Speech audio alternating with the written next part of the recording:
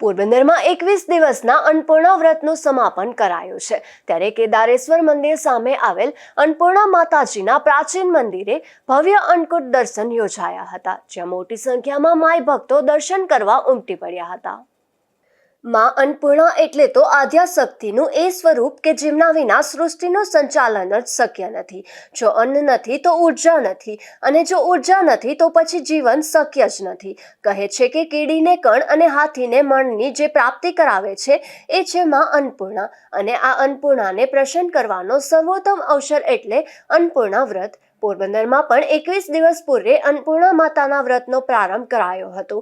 કેદારેશ્વર મંદિર સામે અન્નપૂર્ણા માતાજીનું મંદિર આવેલું છે। મંદિરમાં સેવા પૂજા કરતા બહેને જણાવ્યું હતું કે મંદિર ખૂબ જ પ્રાચીન છે અને 7 પેઢીથી આ મંદિરની સેવા ચાલુ છે।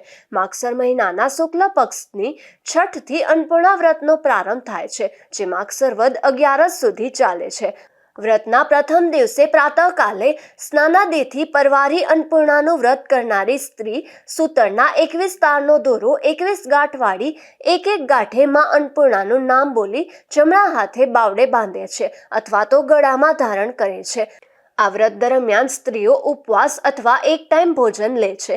વ્રત પૂરું થયા બાદ દોરાને જળમાં અથવા તો પૂજા સ્થાનમાં રાખે છે। આ વ્રત પૂરી આસ્થા અને શ્રદ્ધાથી કરવામાં આવે તો માં અન્નપૂર્ણાની કૃપા પ્રાપ્ત થાય છે અને અન્નના ભંડાર ભરપૂર રહે છે। માં અન્નપૂર્ણાને માતા પાર્વતીનું સ્વરૂપ માનવામાં આવે છે। માતાના આ સ્વરૂપનું એક ચિત્તે ધ્યાન ધરવાથી માનસિક શાંતિનો અનુભવ થાય છે। આ વ્રત કરવાથી ઘરમાં અન્નની કદી કમી આવતી નથી અને સુખ શાંતિ હંમેશા જળવાયેલા રહે છે।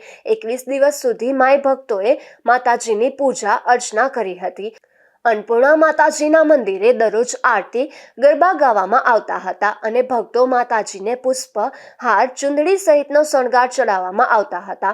મહિલાઓ દ્વારા અન્નપૂર્ણા વ્રતમાં 21 દિવસ અથવા તો 5 કે 7 દિવસ ઉપવાસ કરવામાં આવ્યા હતા। ત્યારબાદ સુહાગન મહિલાઓને ભોજન કરાવી માં અન્નપૂર્ણાની તસવીર અને પુસ્તક ભેટ આપવામાં આવે છે। આ દિવસો દરમિયાન મહિલાઓ વહેલી સવારે સ્નાનાવિધિ કર્યા બાદ માં અન્નપૂર્ણાના પાઠ કરી પૂજા અર્ચના કરે છે। 21 દિવસ સુધી અન્નપૂર્ણા મંદિરે ભાવિકોની ભીડ જોવા મળતી હતી, ત્યારે આજે આ વ્રતનું સમાપન થયું છે। તે નિમિત્તે ભવ્ય અન્નકૂટ દર્શનનું પણ આયોજન કરાયું હતું, જે દર્શનનો લાભ મોટી સંખ્યામાં ભક્તોએ લઈ ધન્યતા અનુભવી હતી।